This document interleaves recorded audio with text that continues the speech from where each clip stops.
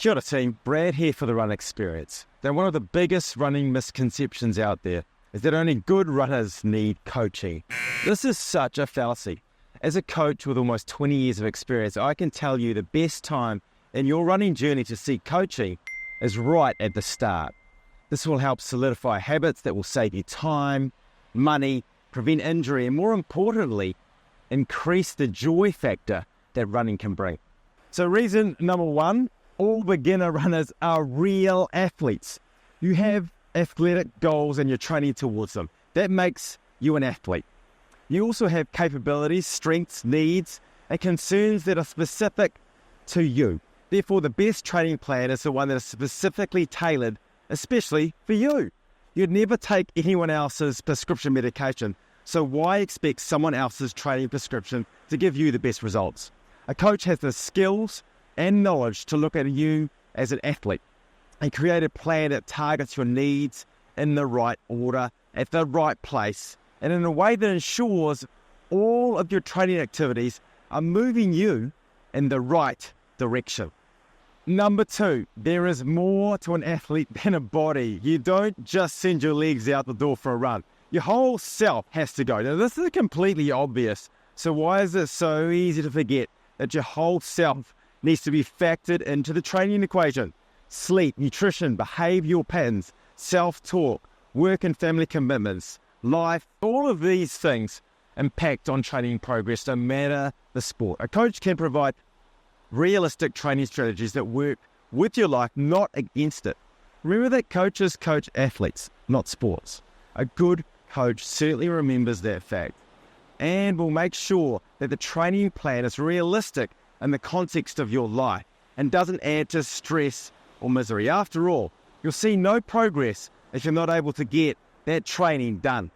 Number three, rookie errors and the internet minefield. Social media and the internet are teeming with information and advice, ranging from the irrelevant to the downright dangerous. It's easy to get overwhelmed and intimidated by so-called experts telling you that you need carbon this and improved aerodynamics that, and a supplement and that new watch.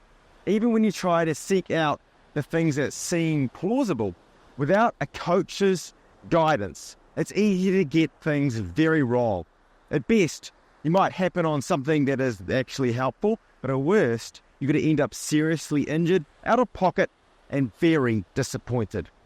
Rookie errors such as overreaching on distance or pace, buying the wrong equipment, setting up unrealistic goals or training through pay are huge contributors to people giving up straight away. A coach will help you to navigate the internet traps. They'll tell you exactly what gear you need and what you don't, and they're going to make sure that you're not spending money or time on things that won't offer any benefit right now. Rookie errors are the things that keep people rookies forever. Avoiding them leads to faster progress and a longer, more sustainable fitness journey. Number four, managing goals, dreams, and aspirations. As an athlete, ultimately, you can possibly do anything, but you can't do everything, and you certainly can't do it all at once. A good coach will tell you whether a goal is realistic with respect to your fitness, the timeline, your lifestyle, and your budget. A big city marathon might be calling you, but if you're struggling to fit in a 30-minute run twice a week, perhaps an event that will eventually ask for almost up to 10 hours a week of training isn't realistic at the moment.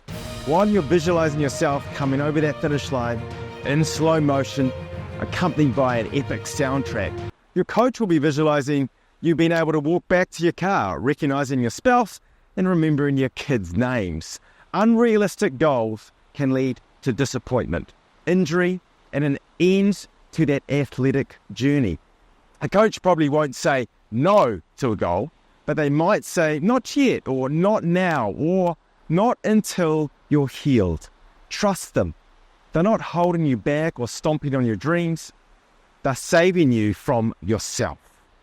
Number five, progress isn't linear. We've all been told you get out what you put in. But when it comes to training progress, sometimes this doesn't feel true.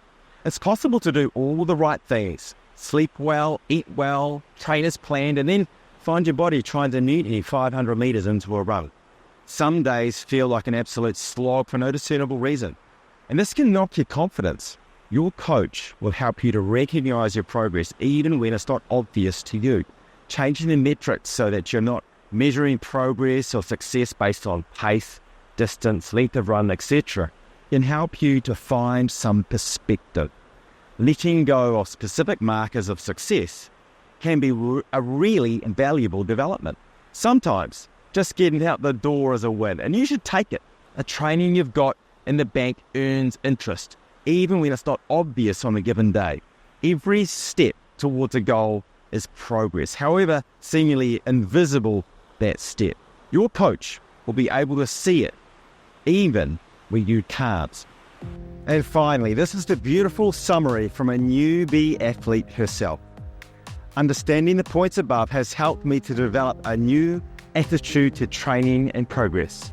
It turned out that marathon wasn't going to be within my reach this year, but I ran a half marathon and crossed the finish line with a huge smile on my face, planning my next event.